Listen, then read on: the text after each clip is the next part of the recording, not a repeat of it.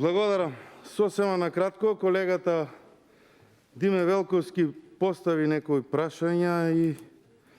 гледам дека има некои нејасноти и околу амандманот. Што значи тоа рехабилитација, не било доволно објаснето.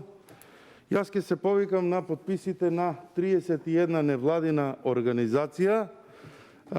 невладини организации кои што работат на проблематиката за Преспанското Охридското езеро и сите водостои во Република Македонија, и собраните повеќе од 5500 потписи за подршка и решавање на состојбата со Преспанско, Охридско и другите природни и вештачки акумулации во Република Македонија. Затоа да не се фокусираме само на тоа што значи рехабилитација, сите знаеме што значи рехабилитација. Се надевам владата, освен тоа што пушта соопштенија, има изготвено некои среднорочни и долгорочни мерки, врз основа на кои што ние со средствата кои што ќе ги обезбедиме преку овој амандман ќе дадеме поддршка за почнување на решавање на состојбите со сите со Преспанското за почеток, а потоа и со другите природни и вештачки акумулации во Република Македонија, и на тој начин ќе дадеме допринос на решавање на еден од горливите проблеми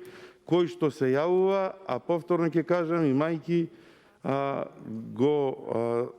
во предвид ситуацијата со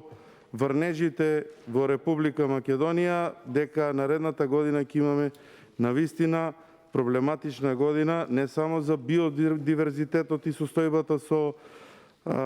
водостоите на сите акумулации во државата, туку и проблем со обезбедување на доволно количини на вода за земјоделците и наводнување на земјоделските површини.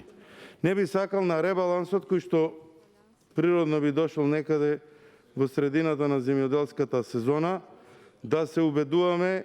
и да се повтараме со тоа дека владата се уште има чекори и мерки за решавање на состојбата,